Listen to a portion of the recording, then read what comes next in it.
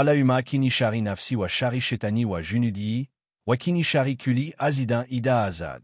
Ô Allah, protège-moi du mal de mon âme, du mal de Satan et de ses soldats, et protège-moi de l'envieux lorsqu'il envie.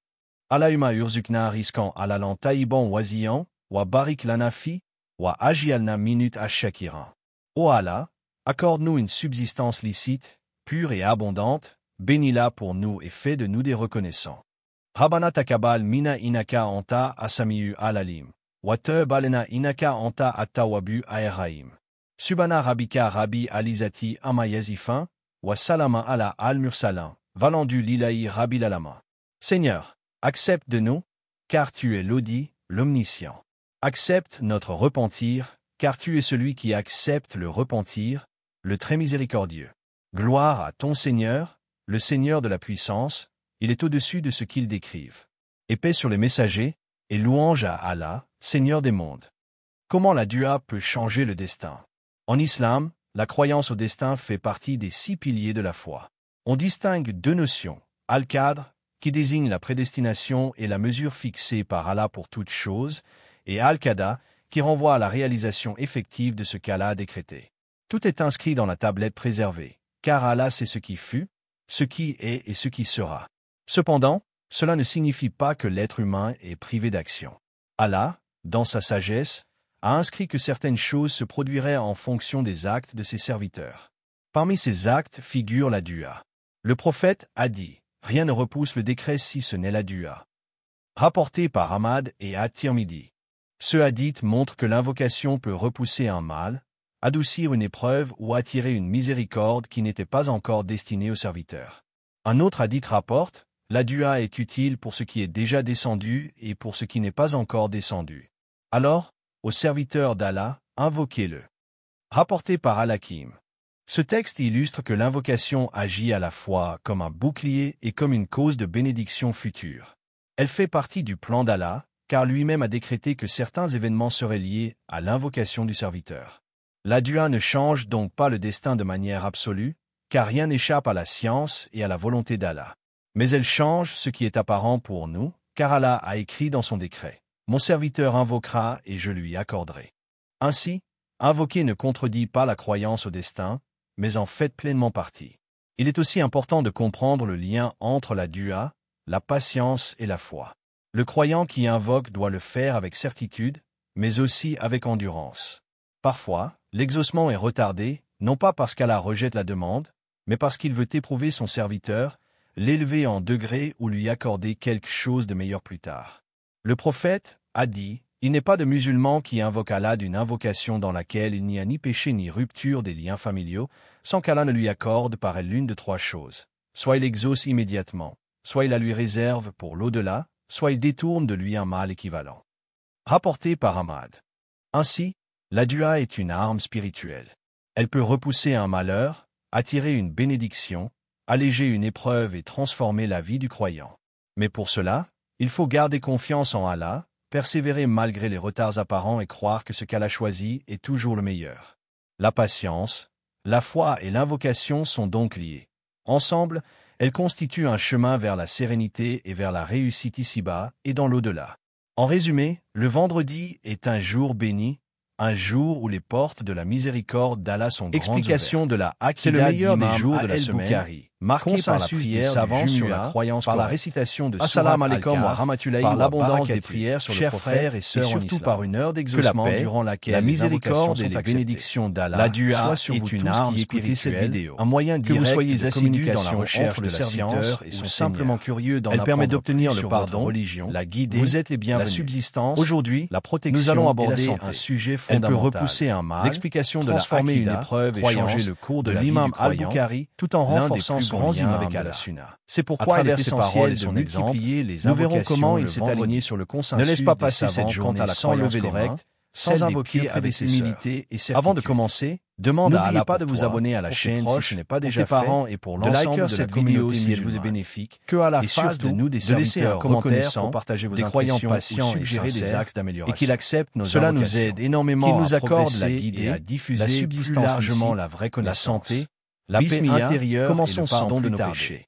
Dans cette vidéo, parmi ceux dont les invocations sont exaucées et dont les cœurs sont illuminés par la foi. Ou Agda. Si cette vidéo t'a été bénéfique, en quoi nous croyons est essentiel, n'hésite pas à la partager autour de toi afin que avec Allah et éviter les déviations. Abonne-toi à la chaîne. El Agda active la cloche pour recevoir les prochaines publications religieuses correctes. Et faisons ensemble de chaque vendredi un rendez-vous. Les actes d'adoration perdent la lumière et la miséricorde d'Allah. Nous allons nous appuyer sur l'enseignement d'un grand savant de l'islam, l'imam Al-Bukhari.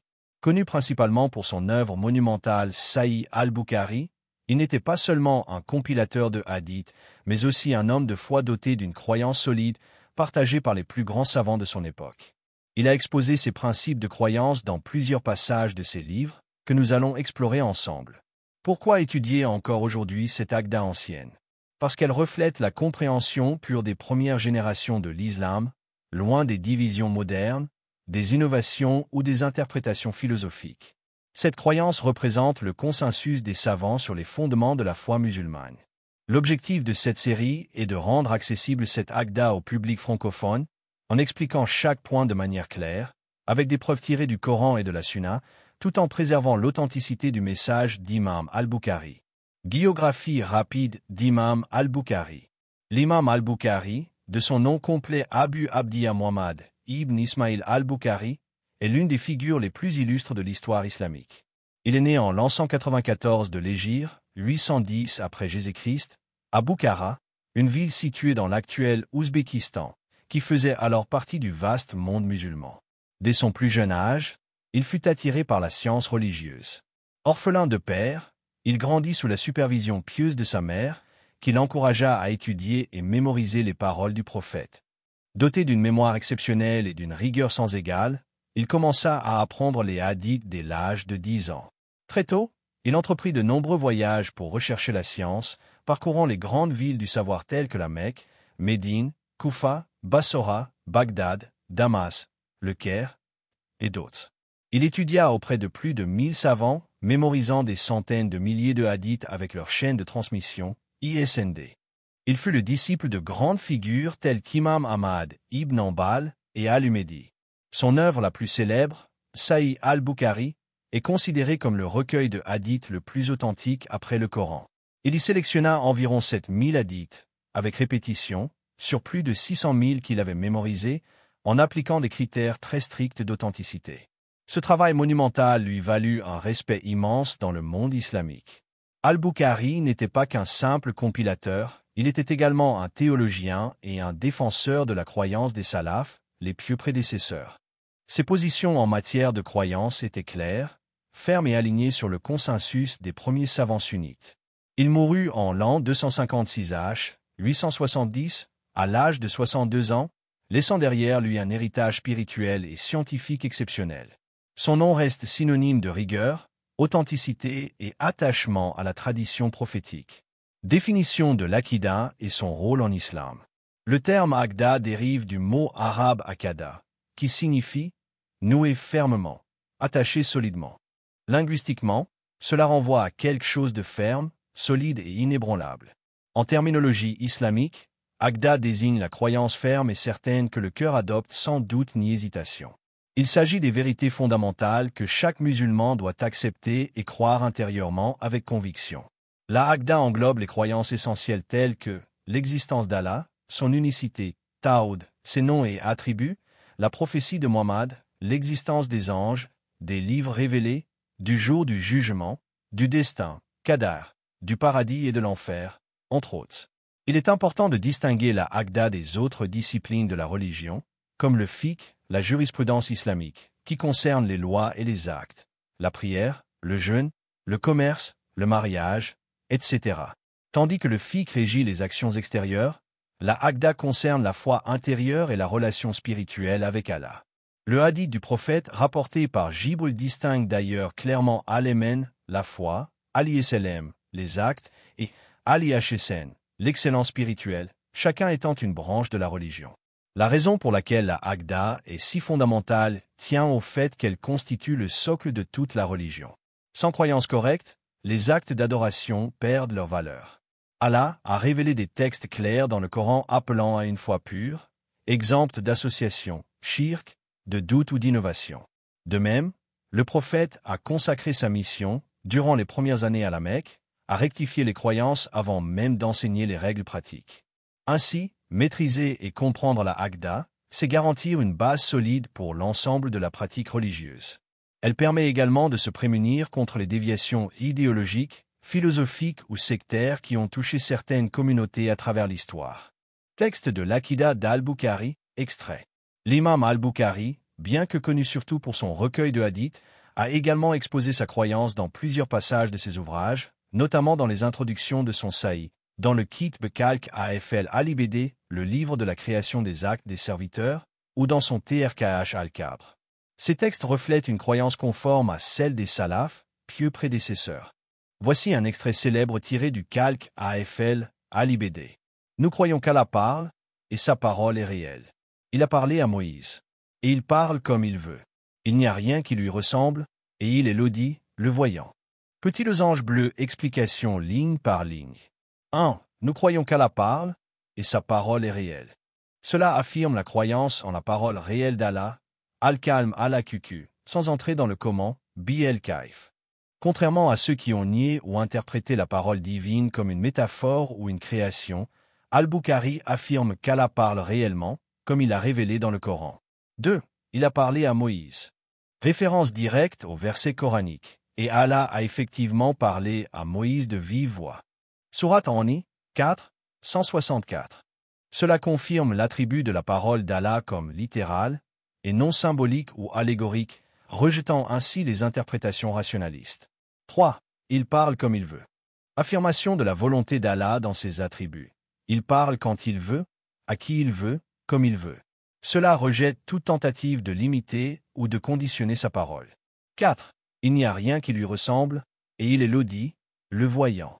Ce verset coranique, Sourate Hshr, 42, 11, résume la méthodologie salaf dans la croyance. Affirmer les attributs d'Allah sans ressemblance, sans altération, sans négation, et sans chercher le comment. Allah a des attributs, mais rien n'est semblable à lui. Petit losange bleu mots-clés et leur signification. Al-Kalm, la parole attribut d'Allah affirmée sans négation ni comparaison. Bi-el-Kaif, sans en connaître le comment, principe fondamental dans la croyance des salafs. Assam, Al-Bar, nom d'Allah, l'audit, le voyant, qu'il entend et voit tout, mais sans ressemblance avec sa création. Tanz, glorification d'Allah en le purifiant de toute imperfection ou ressemblance. À travers cet extrait, Al-Bukhari illustre une Aqda basée sur les textes, transmise par les compagnons et les successeurs, sans déformation, ni dénaturation. Son approche simple, directe et fidèle au Coran et à la Sunna montre l'importance de croire sans déformer, tout en respectant la transcendance d'Allah. Explication théologique, Tafsir Aqd. L'imam Al-Bukhari, en tant que savant du hadith, n'a pas établi un traité formel de théologie, mais ses paroles et ses choix dans ses ouvrages traduisent une Aqda salafiyya, c'est-à-dire fidèle à la croyance des premières générations de l'islam, les salaf asli. Ses affirmations sur Allah, ses noms, ses attributs, et d'autres sujets clés s'appuient toujours sur les textes du Coran et de la Sunna, acceptés sans altération, sans négation, sans ressemblance, ni questionnement du comment, Bi-el-Kaif. 1. Les noms et attributs d'Allah, Allah SM wa AIFT.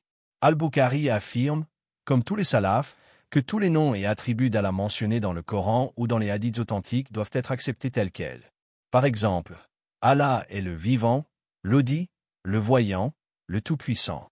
Il a une volonté, il aime, il est en colère, il rit, il descend, il parle. Ces attributs sont réels mais sans ressemblance avec la création. Ainsi, quand le Coran dit « La main d'Allah est au-dessus de leurs mains », Sourate Al-Fat, 48, 10, on affirme qu'Allah a une main, sans dire qu'elle est comme celle de l'homme, ni chercher à en comprendre le comment. 2. La parole d'Allah, Al-Kalm. Al-Bukhari affirme que le Coran est la parole d'Allah, non créée. Il a consacré une section entière dans son Sahih, Kitb Kalk Afl Al-Ibd, où il réfute clairement les croyances des Mutazilites qui prétendaient que le Coran est une création. Il dit « Le Coran est la parole d'Allah, non créée. Celui qui dit qu'il est créé est un innovateur. » Il s'aligne ainsi sur les positions des grands imams comme Ahmad ibn Hanbal. Le Coran, selon lui, est la parole éternelle d'Allah, révélée aux hommes mais ne dépendant ni d'un son créé ni d'une langue humaine. 3. La vision d'Allah, Ruyat Allah. Un autre point fondamental est la croyance dans la vision d'Allah par les croyants au paradis. Al-Bukhari rapporte des hadiths clairs à ce sujet, notamment celui où le prophète dit « Vous verrez votre Seigneur comme vous voyez la pleine lune, sans difficulté à le voir. » Rapporté par Al-Bukhari et Muslim.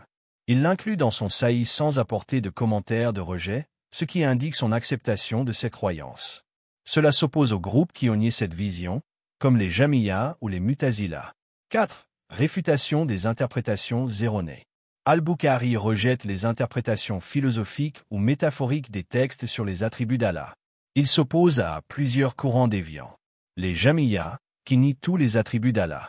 Les Mu'tazilites, qui interprètent rationnellement les textes et considèrent le Coran comme créé. Les Kulbiya et Asharites extrêmes, dans leur première phase, qui acceptent certains attributs mais en nient ou interprètent d'autres. Il adopte la méthodologie d'at-tubt, affirmation, et de tanzi, glorification sans ressemblance. Il affirme ce qu'Allah s'est affirmé pour lui-même, sans ressemblance avec la création et sans chercher à savoir comment. 5. Résumé de sa méthodologie. Affirmation sans interprétation. Il n'interprète pas les attributs au sens figuré, comme la main égale la puissance ou la face égale l'essence.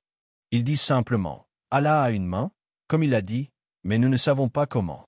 Respect du silence des compagnons, il ne dépasse pas les limites fixées par les compagnons et les successeurs. Ce que les salafs acceptaient sans en discuter, ils l'acceptaient aussi sans innovation. Utilisation des textes avant la raison. Al-Bukhari donne priorité aux textes révélés. Il ne cherche pas à imposer une lecture philosophique ou rationnelle des attributs divins.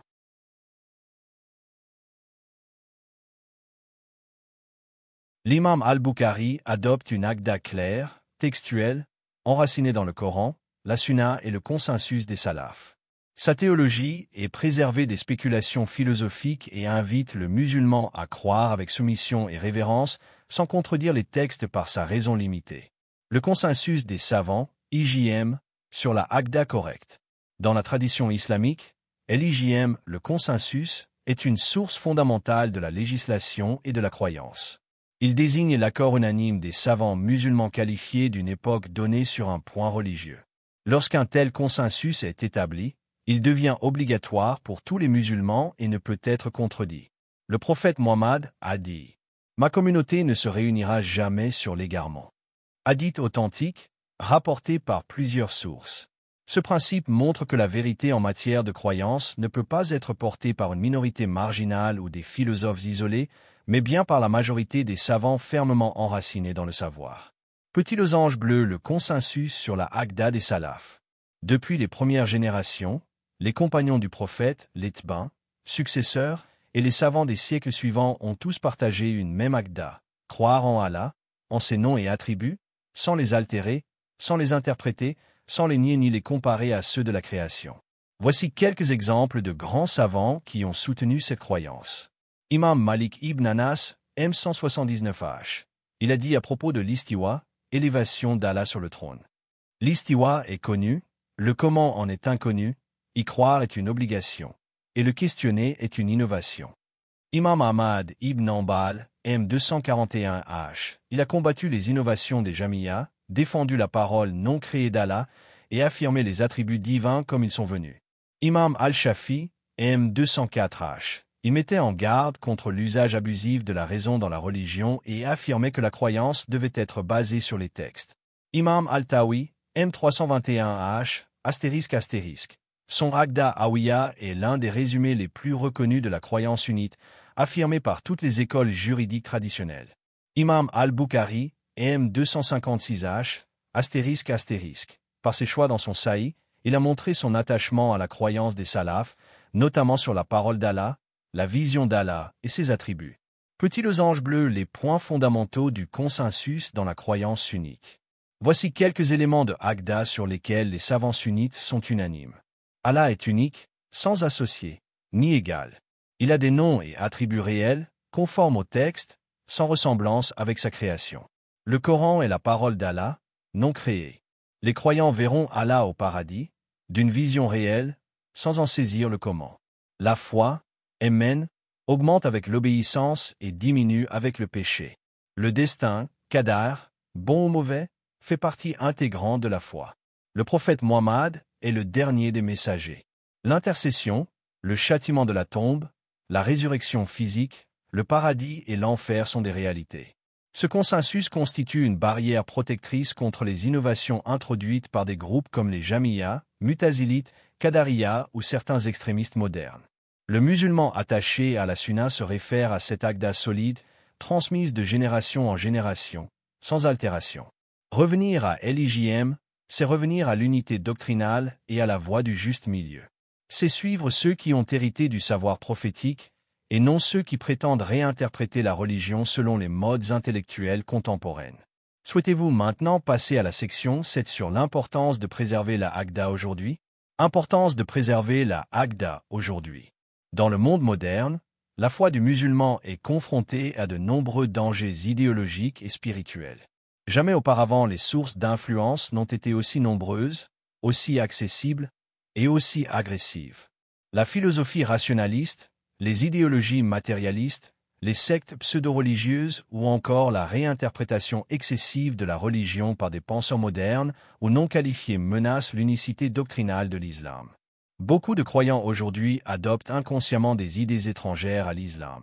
Négation des attributs d'Allah, rejet des réalités de l'au-delà, relativisation du message prophétique, ou même confusion entre l'islam authentique et les mouvements sectaires extrêmes ou libéraux. Cette perte de repères découle souvent d'une ignorance de la aqda authentique, transmise par les savants et préservée dans les textes. Préserver la aqda correcte permet aux musulmans de protéger sa foi contre ces courants déviants. Elle agit comme un rempart intellectuel et spirituel, une base solide sur laquelle il peut bâtir sa pratique, sa vision du monde et sa relation avec Allah. La aqda, lorsqu'elle est bien comprise, nourrit le cœur, éclaire la raison et oriente les actes.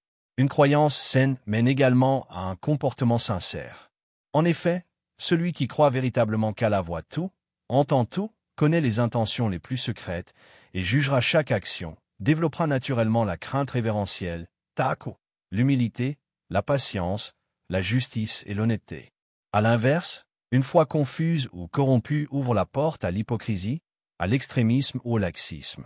Dans une époque marquée par la confusion religieuse, revenir à la aqda des salafs, comme celle enseignée par l'imam al-Bukhari, est un acte de protection, de purification et de fidélité au message prophétique. C'est une nécessité pour tout musulman soucieux de préserver sa foi et celle de sa famille. Conseil pratique pour le musulman. Dans le tumulte des idées modernes et des influences contradictoires, le musulman sincère doit prendre des mesures concrètes pour préserver et fortifier sa aqda. Cela commence par un retour aux fondations sur du savoir, transmises par les savants de confiance et enracinées dans le Coran et la Sunna. Le premier conseil est de s'instruire auprès de savants fiables, reconnus pour leur science, leur piété et leur attachement à la voie des salafs. Il est essentiel de choisir ces sources d'apprentissage avec prudence, car une erreur dans la croyance peut avoir des conséquences graves. Il est également recommandé de lire les textes classiques de la aqda, comme ceux d'Imam al-Bukhari, Imam Ahmad, Al-Tahawi ou Ibn Taymiyyah. Ces ouvrages sont clairs, concis et ancrés dans les paroles des compagnons du prophète. Ils offrent une lumière stable dans une époque d'obscurité intellectuelle. Il faut aussi faire preuve de vigilance face aux réseaux sociaux, où circulent de nombreuses vidéos ou messages d'enseignants non qualifiés, autodidactes ou influencés par des courants extrémistes ou réformateurs. La popularité ou l'éloquence ne remplacent pas la compétence religieuse. Enfin, la meilleure manière de consolider sa croyance est de se rapprocher d'Allah à travers la science et la pratique. La prière sincère, la récitation du Coran, l'invocation, la méditation sur les noms et attributs d'Allah. Plus le cœur est lié à son Créateur, plus la foi est stable, douce et résistante. Al-Aqda représente le cœur de la foi musulmane. Comprendre ce en quoi l'on croit, tel que cela a été transmis par les compagnons du prophète et les grands imams comme Imam al-Bukhari, est un devoir pour tout croyant sincère. Cette croyance ne se limite pas à des concepts abstraits, elle oriente la vie, les comportements et le lien avec Allah. Nous avons vu l'importance de revenir à la croyance authentique, transmise avec rigueur, protégée par le consensus des savants et fondée sur les textes du Coran et de la Sunna. Dans un monde marqué par la confusion, cette base doctrinale est un refuge et une lumière. Je vous invite à poursuivre cette série, à lire attentivement le texte de Al-Aqda d'Al-Bukhari, à l'étudier, à la méditer et à la comparer avec ce que vous entendez ou voyez autour de vous. Revenir aux sources authentiques est la clé pour rester ferme sur le droit chemin. Index revers pointant vers la droite blanc, n'oubliez pas de soutenir ce projet en cliquant sur « J'aime », en vous abonnant à la chaîne et surtout en partageant cette vidéo autour de vous. Ainsi, vous contribuez à la diffusion de la croyance correcte et à la préservation de l'héritage des pieux prédécesseurs. L'explication de la Aqidah, croyance, de l'imam al-Bukhari, l'un des plus grands savants de l'islam, met en lumière l'importance de suivre la voie des pieux prédécesseurs, Salaf as-Salih, en matière de croyance. Sa position, en accord avec celle des savants de la Sunna, confirme l'unité des gens de la vérité sur les fondements de la foi islamique. L'unicité d'Allah, Tawhid, la foi au nom et attributs divins sans altération, négation, questionnement du comment ou ressemblance avec les créatures, la croyance aux anges, aux livres révélés, aux messagers, au jour dernier et au destin bon ou mauvais. L'imam al-Bukhari, par ses écrits et ses positions, a défendu la Aqidah authentique face aux innovations et aux égarements. Son exemple nous rappelle l'importance de rechercher la science auprès des savants dignes de confiance, de préserver notre foi de toute déviation, et de vivre dans la soumission sincère à Allah et à la sunna de son messager. Que Allah nous accorde la compréhension de sa religion, nous raffermisse sur la voie droite, et nous réunisse avec les croyants dans les jardins du Firdo. Allahumma tabi klubana ala dinik, wa ayina ala aliman, wa amitna ala al-islam, wa jannam minut al-mutaka. Amen.